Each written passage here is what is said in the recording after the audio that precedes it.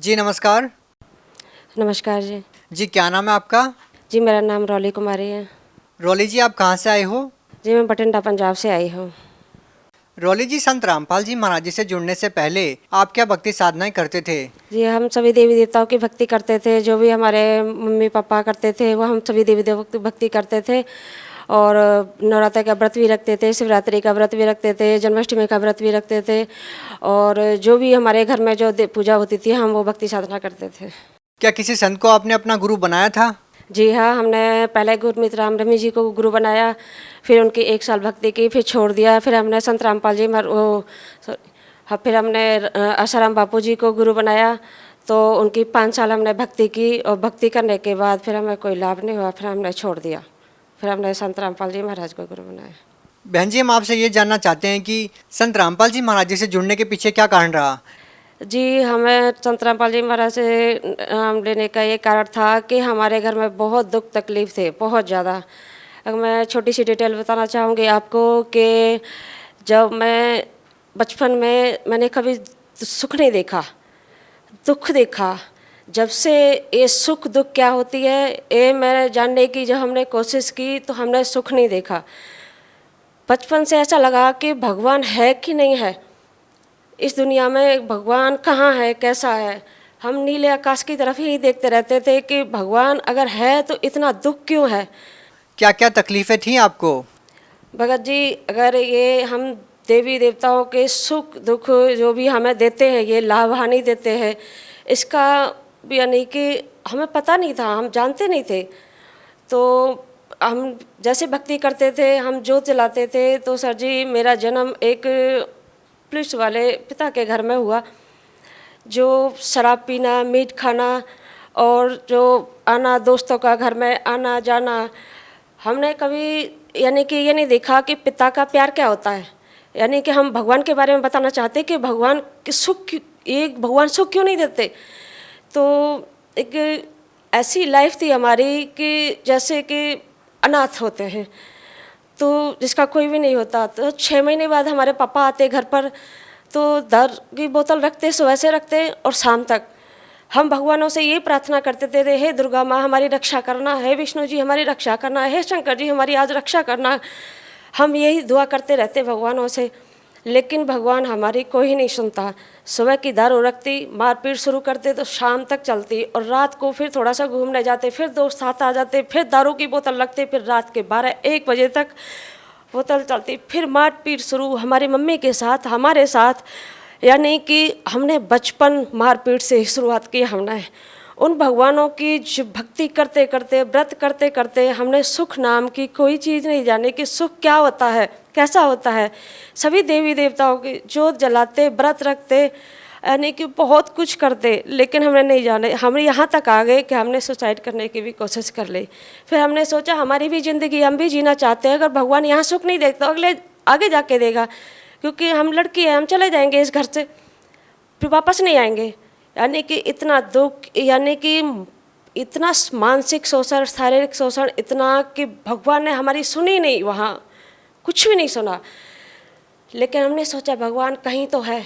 हम रात को नीले आकाश की तरफ देखते कि भगवान वहाँ ऊपर रहता है, तो कभी तो सुनेगा, कहीं तो है, यहाँ से निजात कभी तो मिलेगी। तो ऐसे ही हमारी शादी होगी और हम वहाँ आ गए। तो वहाँ हमने फिर सोचा नई ज़िंदगी की शुरुआत की उस भगवान के ही नाम। तो हमने सोचा कि गुरु बनाना बहुत ज़रूरी है, गुरु बनाना चाहिए, गुरु के बगैर भक्ति नहीं सफल होती। तो फिर हम किराए के मकान में रहते थे भगत जी, तो वहाँ हमने गुरु बनाया गुरमीत राम रहीम जी को। तो वहाँ गुरु बनाया तो हमें कोई भक्ति साधना अच्छी नहीं लगी उनकी, तो ऐसे ही हमने उनको छोड़ दिया, क्योंकि वो एक माला देते थे और बस वाहिगुरु, रूह वहाँ जाएगी, रूह ऐसे करेगी, रूह वो करेगी, रूह वो ऐसे करेगी। तो हमें कुछ जचा नहीं, क्योंकि हम हिंदू धर्म में रहने वाले थे। तो हिंदू धर्म के कुछ अलग ही होते हैं, लेकिन उनका ना तो मुसलमान धर्म का था, ना हिंदू धर्म का था, ना सिख धर्म का था, ना ईसाई धर्म का था, कुछ अलग ही था। तो और कोई सुख शांति भी नहीं घर में, बस वही अपना टाइम पास करना। तो हमने छोड़ दिया 1 साल। तो फिर हमने कोई गुरु नहीं बनाया। फिर सर जी हमारे यानी कि दौड़े पड़ने शुरू हो गए हमको, बहुत दौड़े पड़ते थे। यानी कि हम खाना और सोना दो ही काम जानते थे और कुछ नहीं जानते थे। तो हमने सोचा यहाँ भी दुख, वहाँ भी दुख, माँ बाप के घर में भी दुख, कि दुख भगवान है नहीं इस दुनिया में। तो फिर तो हम ऐसे ही चलती रही, गाड़ी चलती रही, परमात्मा ऐसे ही बस परमात्मा के सहारे जीते रहे कि परमात्मा कहीं तो है, कुछ तो है। फिर हम किसी दोस्त के घर गए हुए थे, तो वहाँ उनके भूत प्रेत बांधा थी, तो वहाँ वो किसी मंदिर में जाते थे, बठिंडा जोगी नगर टिब्बे के पास बालाजी का मंदिर था। वहाँ अमर सिंह चौहान मंदिर का पुजारी था। तो उसने हमको देखा, तो उसने कहा कि इस बेटी पर भी भूत प्रेत की बांधा है। तो हमने कहा नहीं नहीं, हमसे तो ऐसे नहीं हो सकता, हमारे पे तो कोई नहीं है, हम तो ठीक है। तो कि नहीं नहीं है, इनके कोई नीले नीले निशान पड़ते होंगे, तुम्हारे शरीर पर है। तो बोले कि हमने सोचा हाँ पड़ते तो हैं, नीले नीले निशान बहुत पड़ते हैं हमारे शरीर पर, तो हम दिखाते भी थे कि ये पता नहीं क्या हो गया है। तो उन्होंने कहा ठीक है, इन मंगलवार को इनको लेकर आना। तो मंगलवार को हम चले गए। तो सर जी मंगलवार को जैसे ही हम गए, तो जैसे कि एक बैल होता है ना जो किसी को मारने के लिए ढूंढता है, ऐसे हम पूरे में, जिसका इतना बेड़ा था, हम पूरे में ढूंढते रहे। कभी इस दीवार में टक्कर, कभी इस दीवार में टक्कर, कभी इस दीवार में, ऐसा लगे कि लगता है आज हमारा अंतिम दिन है। तो उन्होंने खूब यानी कि हमें पता नहीं क्या किया हमारे ऊपर, हमें बहुत ज़्यादा यानी कि शारीरिक कष्ट हुआ। तो हम घर पर आ गए। तो उन्होंने कहा कि देख ला, मैंने बोला था ना इनके ऊपर प्रेत बांधा है। तो फिर हमने कहा हम क्या करें फिर, कि आप ऐसे करो कि एक दो मंगलवार इनको लेकर आओ, और बालाजी महाराज ना, मेहंदीपुर के बालाजी महाराज है, सब ठीक कर देंगे। तो हमने कहा ठीक है, हम लेकर आएंगे। तो मेरे भगत जी बोले कि ठीक है लेकर आएंगे। तो लेकर गए। तो भगत जी उन्होंने 2-3 मंगलवार ऐसे ही हमको घुमाया, महीना साल बीत गई। तो मेरे पति है जो, उनको वो बोले कि भाई ये ठीक क्यों नहीं हो रही। तो मंदिर के पुजारी ने कहा कि आप ऐसे करो कि इनको चूरमा चढ़ाओ, चूरमा चढ़ाओ, देसी घी का चूरमा चढ़ाओ सवा महीने का, तब ये ठीक होंगी। तो हमने कहा भाई घर में खाने के लिए तो घी नहीं है, और सवा महीने का चूरमा चढ़ाएंगे तो ठीक है, अपने कष्ट दूर करने के लिए तो करना ही पड़ेगा। तो फिर घी का चूरमा चढ़ाया काफ़ी सारा, तो उन्होंने बांटा। एक बार चढ़ाया, 2 बार चढ़ाया। फिर मेरे पतिदेव बोलते हैं कि ये ठीक क्यों नहीं होती भाई, अभी हमने तो चूरमा भी चढ़ा दिया, आपने बोला कि आप ऐसे करो कि चांदी का छत्र चढ़ाओ। तो उन्होंने बहुत ज़्यादा ट्रीटमेंट कराई, तो जाके हम वहाँ भी ठीक नहीं हुए, जो भी हमारी बीमारी थी ठीक नहीं हुई। फिर हमने सोचा कि आशाराम के किसी को गुरु बना लें दोबारा से, तो हम ठीक हो जाएंगे। तो हमने संत आशाराम जी को गुरु बनाया। तो गुरु बनाया, गुरु बनाने के बाद हमने भी वहाँ भी जो भी उन्होंने क्रियाक्रम हमें बताए, हमने बहुत भक्ति की, बहुत भक्ति साधना की, जो भी है। यहाँ तक कि हमारे अखंड ज्योत भी जलती थी, और तुलसी में अलग ज्योत जलाते थे। यानी कि सारा हम करते थे, जो भी वो बताते थे, एकादशी का व्रत, वीरवार का व्रत, इतवार का व्रत, अक्षय तृतीया का व्रत, यानी कि सब कुछ करते थे जो भी वो बताते थे। तो उसके बाद भी ठीक नहीं हुई। फिर वो उत्तरायण पर बुलाते थे हमको कि उत्तरायण पर ऐसा करो, अब कभी भी ना सत्संग में आ सको तो ऐसे करो, साल में एक बार आ जाओ उत्तरायण पे, तो उस सारी आपकी यानी कि जितनी भक्ति बैटरी है वो चार्ज हो जाती है उत्तरायण पर, पर्व पर। तो वहाँ लाखों की संख्या में यानी कि जो भी जितने भगत उनके अनुयायी वहाँ आया करते थे। तो हम भी वहाँ जाते अहमदाबाद। तो फिर घर आके फिर हम वही बीमार रहने लगे। तो हमने कहा कि इतनी भक्ति करने के बावजूद भी हमारी बीमारी नहीं जाती, तो हम क्या करें। फिर धीरे धीरे हमारा मन इन भक्ति से हटने लगा। जो हम 2 घंटे लगाते थे भक्ति में, वहाँ हमारा 1 मिनट भी दिल नहीं लगता। ऐसे लगता कि इस दुनिया में भगवान है ही नहीं, बिल्कुल भी नहीं है भगवान। तो फिर आपको संत रामपाल जी महाराज जी के बारे में कैसे पता चला? मेरा और मेरे हस्बैंड का सर जी झगड़ा चल रहा था। तो इसी टाइम कोई किसी ने बैल बजाई, और वहाँ पर जब जाकर देखा तो कोई ज्ञान गंगा पुस्तक लेकर खड़ा था। तो मेरे पतिदेव ने वो किताब ली, तो लेकर के अंदर बेड पर रखी। हमने भी देखा कि कोई किताब है, तो अंदर रखी। हमने जल्दी से काम किया और उस किताब को पढ़ा। तो पढ़ के हमें ऐसा लगा कि हम तो इन्होंने जो नियम लिखे हैं वो नियम हमें कुछ जचे नहीं।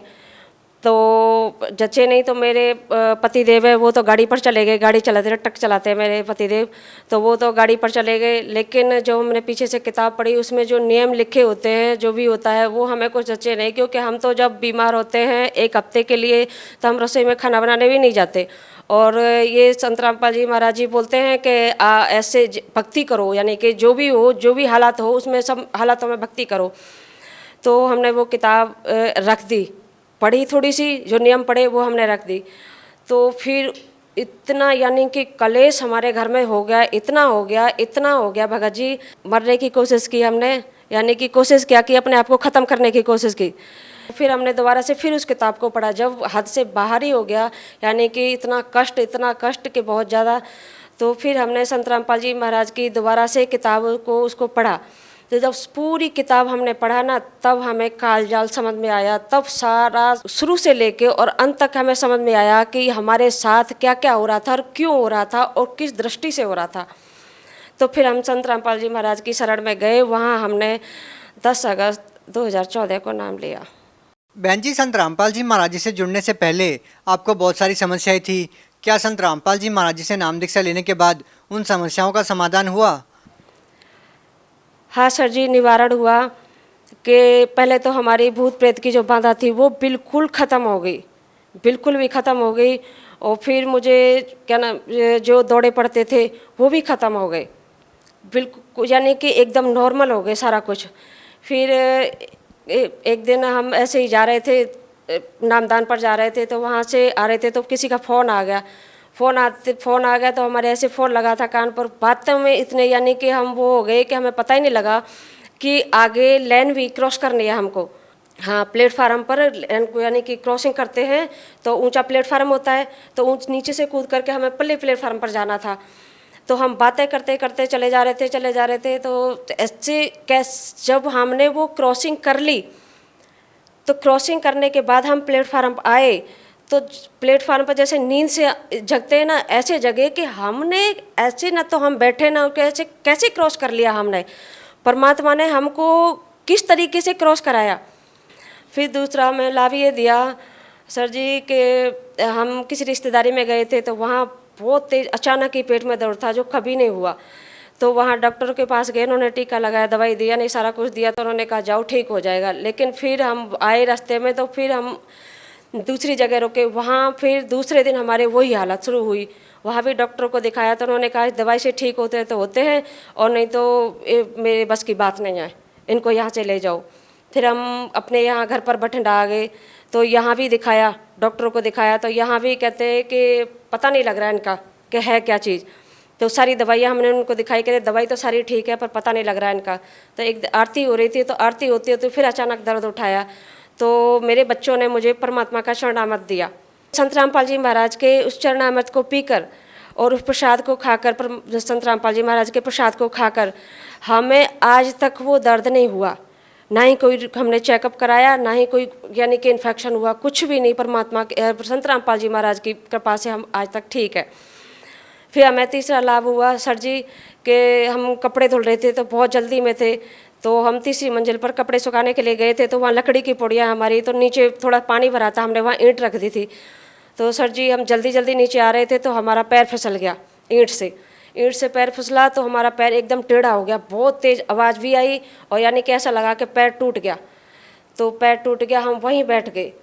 तो मैं आज तो यानी कि पता नहीं क्या होगा, समझ में नहीं आता। तो फिर हम 10-15 मिनट वहीं बैठे रहे, धीरे धीरे करके हम उठे, तो देखा हमने पैर पर दबाव डाल के फिर चले, तो कुछ नहीं। संत रामपाल जी महाराज को कोटि कोटि नमस्कार किया हमने, हे परमात्मा, हे बंदी छोड़ सतगुरु रामपाल जी महाराज, आपने हमको तो इतना बचाया कि आज पैर टूट जाता तो मेरे घर में कोई काम करने वाला भी नहीं था। संत रामपाल जी की कृपा से हमें मन में थोड़ा सा कपट, थोड़ा सा वो आ गया कि पता नहीं पैर टूटा भी था कि नहीं भी टूटा था, ऐसे ही था। तो सारा काम कर लिया। रात को जब हमें जो पाप मन में हमारे आया थोड़ा सा, उसकी वजह से रात को पैर इतना दर्द सर जी कि पूछो मत है, बहुत ज़्यादा दर्द, और पैर सूज कर इतना हो गया। तो मैंने कहा, तो मैंने अपने पतिदेव को बताया। तो हमने सुबह अपने हस्बैंड को बताया कि मेरे ऐसे ऐसे बात हो गई थी और ऐसे यानी कि पैर ऐसे हो गया। तो कहते तुमने दिन में तो सारा काम कर रही थी। तो हमने कहा कि सारा परमात्मा ने यानी कि संत रामपाल जी महाराज ने हमें बचा तो लिया था, लेकिन हमारे मन में थोड़ा सा पाप आ गया था कि शायद पैर टूटा भी है कि नहीं टूटा। तो वो बोले कि फिर भुगतो। तो हमें इतना रोए, हम संत रामपाल जी महाराज के सामने इतना रोए कि हे गुरुदेव हमें ठीक कर दो, ए गुरुदेव हमें ठीक कर दो। तो गुरुदेव को यानी कि दया आई, टूटा पैर हमारा परमात्मा ने हमें जोड़ दिया। यानी कि इतना वो किया परमात्मा ने हमें हमारे साथ कि हम बता नहीं सकते। जो पैर हमारा था इतना हो चुका था कि हम सोच रहे थे आजीवन हम बेकार हो गए पैर से, और हमें परमात्मा अब हमें क्षमा नहीं करेंगे जो हमारे मन में पाप आया है। लेकिन परमात्मा ने, संत रामपाल जी महाराज ने हम पर दया की और हमारा टूटा पैर फिर से ठीक कर दिया। कोई दवाई नहीं खाई, कोई कुछ भी नहीं खाया, और परमात्मा ने ऐसी रजा की हम पे, संत रामपाल जी महाराज जी ने, कि हमारा टूटा पैर ठीक कर दिया। बहन जी, जैसा कि आपने बताया कि पहले आपको भूत प्रेत की बाधा थी जिससे आप बहुत परेशान थे। इस समस्या का समाधान के लिए आप डेरा सच्चा सौदा भी गए, आसाराम बापू के पास भी गए। उनके द्वारा दी गई भक्ति को करने के बाद भी आपकी समस्या का समाधान नहीं हुआ। लेकिन जैसे ही आप संत रामपाल जी महाराज जी का नाम लेते हो और आपकी सारी समस्याओं का हल मिल जाता है आपको। तो बहन जी, हम आपसे जानना चाहते हैं कि इसका क्या कारण है कि संत रामपाल जी महाराज जी से नाम दीक्षा लेते ही आपकी सारी समस्याओं का निदान हो गया।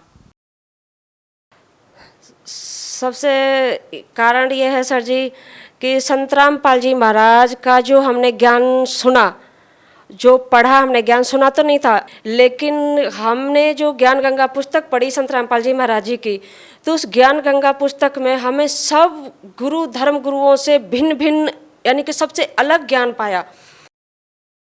बहन जी, जैसा कि आपने बताया कि संत रामपाल जी महाराज जी का ज्ञान आपको अलग लगा, तो बहन जी अलग से ज्ञान तो आपको डेरा सच्चा सौदा का भी लगा। उन्होंने जो आपको साधना बताई, न तो वो हिंदुओं की साधना थी, न मुसलमानों से मेल खाती थी। तो आखिर संत रामपाल जी महाराज जी का जो अलग ज्ञान है वो सही कैसे है? वो सही ऐसे है कि संत रामपाल जी महाराज जी गीता खोलकर बताते हैं। सभी चारों वेदों को, यजुर्वेद, सोमवेद, अर्थवेद, सूक्ष्म वेद, यजुर्वेद, इन सबको खोल खोल कर ऐसे उंगली रख रख कर बच्चे की तरह संत रामपाल जी महाराज जी हमको समझाते हैं, सबको समझाते।